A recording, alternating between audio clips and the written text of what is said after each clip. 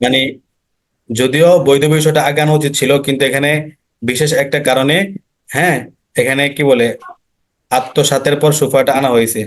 এখানে বলতেছে যে যেমন বিক্রয়, ক্রয় বিক্রয়, ইজারা, শিরকাত, চাষাবাদ সহ বিভিন্ন ক্ষেত্রে আত্মসাতটা সংগঠিত হয়। আপনি দেখবেন ক্রয় বিক্রয় ইজারা মানে এরকম বাসা ভাড়া নেন, কোনো কিছু ক্রয় বিক্রয় করেন, কোনো কিছু ভাড়া নেন, চাষাবাদ করেন, সব ক্ষেত্রে কি আত্মসাৎ বা অর্থাৎ গসবের একটা ফ্লেভার পাওয়া যায়, মানে একটা এখানে একটা কি অর্থ পাওয়া যায় সবসময়। মানুষ অনৈতিক ভাবে অনেকের সম্পদ আত্মসাৎ করে। তো বলতেছে তাই এটি সংগঠিত হওয়ার ক্ষেত্র অধিক হওয়ার কারণে এর সম্পর্কে মানুষের জ্ঞানার্জনের প্রয়োজন বেশি, যাতে এ সকল ক্ষেত্রে মানুষ আত্মসাৎ থেকে বেঁচে থাকতে পারে। তাই আত্মসাতের আলোচনা আগে করা হয়েছে। বুঝতে পারছেন? যেহেতু আত্মসাতের বিষয়টা একবারে আমাদের জীবনের প্রায় সমস্ত ক্ষেত্রে এটা কি মানে যা প্রকাশ্যমান, ব্যবসা বাণিজ্য বলেন, ক্রয় বিক্রয় বলেন, আবার আপনি ইজারা বলেন, চাষাবাদ বলেন, একবারে জীবনের যাবতীয় সমস্ত সেক্টরে এই গসব অর্থাৎ আত্মসাতের বিষয়টা কি মানে প্রকাশ্যমান বা অধিক। এই জন্য মানে অধিক যেহেতু এই জিনিসটা ঘটতেছে, এই জন্য এটাকে মানে এটার জ্ঞান অর্জনটা আগে আনাটা উচিত। ঠিক আছে, যাতে মানুষ আত্মসাৎ থেকে বেঁচে থাকতে পারে। তো এই দিকে বিবেচনা করে কি করছেন মোসান্নেফ রহমতুল্লাহ, সুফার আগে আত্মসাৎ অর্থাৎ গসবের আলোচনাটা আগে আনছেন। তাছাড়া সুফা কেবল স্থাবর সম্পত্তির সাথে সংশ্লিষ্ট, আর আত্মসাৎ স্থাবর ও অস্থাবর উভয় প্রকার সম্পদের সাথে সংশ্লিষ্ট। স্থাবর সম্পত্তি বুঝেন? স্থাবর সম্পত্তি,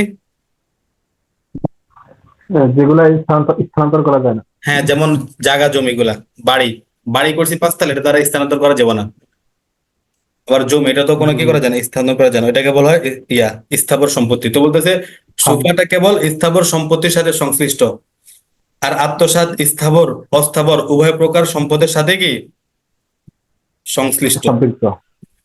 কাজে আত্মসাৎ হচ্ছে ব্যাপক বা আম, গসব হলো কি আম, আর সুফা হচ্ছে তার তুলনায় কি হ্যাঁ সীমিত। হ্যাঁ। আর সীমিত বিষয়ের উপর ব্যাপক বিষয়ের আলোচনা অগ্রাধিকার দাবি রাখে। তাই আত্মসাতের আলোচনা আগে করা হয়েছে। এতটুক কি বুঝতে পেরেছেন? যতটুকু বুঝিলাম মূল কথাটা। জি জি। হুম, মাশাল্লাহ। তাহলে এখন আমরা এই কি বলে সুফার শব্দের শাব্দিক এবং পারিভাষিক অর্থ জানবো। হ্যাঁ, এবং এই সুফাটা যে ইসলামের একটা মানে নীতি বা ইসলামের একটা মাসলা, এটার প্রমাণস্বরূপ কিছু আয়াত এবং হাদিস বা সাহাবায়ে কেরামের কিছু কথাবার্তা এই সম্পর্কে আমরা জানবো ইনশাল্লাহ। সুফার আবিধানিক অর্থ, হ্যাঁ, আর সুফাতু শব্দটি আশরাফু ধাতুমূল থেকে মানে মাসদার থেকে। আর সুফাতু শব্দটি কোন জায়গা থেকে? আশরাফু মাসদার থেকে বের হয়েছে। আর সুফাতু শব্দটা আশরাফু মাসদার থেকে বের হয়েছে। তো এর অর্থ হচ্ছে আদম্মু। আদম্ম অর্থ কি? মিলানো। মিলিত করা বা সংযুক্ত করা। উদাহরণস্বরূপ বলা হয় কানা উইত্রন ফাসাফাতুহু শাফআন। অর্থ কি? কানা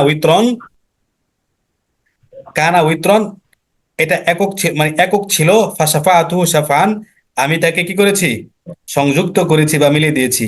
এটি একক তথা বেজোড় ছিল, আমি এটিকে আরেকটির সাথে মিলিয়ে জোড় বানিয়ে দিয়েছি। কানা উইত্রন ফাসাফাতুহু শাফআন, এটা হচ্ছে আশফাতের একটা অর্থ, মিলানো। তো আশরফ এর বিপরীত শব্দ হচ্ছে কি আল হুইত্রু, বেজোড়। সাফা মানে হচ্ছে জোড় বা মিলানো, আর আল হুইত্রু হচ্ছে একক অথবা বেজোড়। এটা হচ্ছে কি শাব্দিক অর্থ। শাব্দিক অর্থ আমরা তাহলে কি জানলাম? আশফাত অর্থ হচ্ছে মিলানো, হ্যাঁ, সংযুক্ত করা।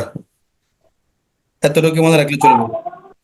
আর পারিভাষিক সংজ্ঞা হলো কি হিয়া তামাল্লুকিল তামাল্লুকুল বুকআতি বিমা কমা আলাল মুশতারি বিশিরকাতি আউল জিয়ারি। বুঝতে পারছেন? হিয়া তামাল্লুকুল বুকআতি, বুকআতুন অর্থ হইছে স্থাবর সম্পত্তি। হিয়া তামাল্লুকুল বুকআতি বিমা কমা আলাল মুশতারি হ্যাঁ বিশিরকাতি আবিল জিয়ারি। অর্থটা খেয়াল করি, শরিকানা কিংবা প্রতিবেশিত্বের ভিত্তিতে ক্রেতার ক্রয়কৃত মূল্যে স্থাবর সম্পত্তির মালিকানা লাভ করাকে সুফা বলা হয়।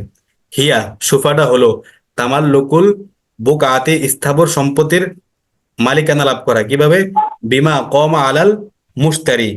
ঠিক আছে, ওই যে মুশতারি বলতে কি বলে, মানে যে ব্যক্তি সুফার দাবি করতেছে তার পাশে যে ব্যক্তি ওই জায়গাটাকে বিক্রি করছে, হ্যাঁ, এখন যার কাছে বিক্রি করছে সে তো এখন ক্রেতা হয়ে গেছে, তার থেকে তার ক্রয়কৃত মূল্যে এটা সে কিনবে, কেনার পরে সে কি করবে? মালিকানা লাভ করবে। এটা এখানে বলতেছে বিমা কম আলাল মুশতারি, হ্যাঁ, বিমা কম আলাল মুশতারি বিশির কেতে আবিল জিয়ারি। ওইটা হচ্ছে মানে কি বলে, সুফার সুফার কয়েকটা ইয়ে আছে, প্রকার আছে, কোন কোন কারণে সুফা করা যায়। এখানে হচ্ছে শিরকাত, আর যে জিয়ারটা হচ্ছে কারণটা এখানে উল্লেখ করছে।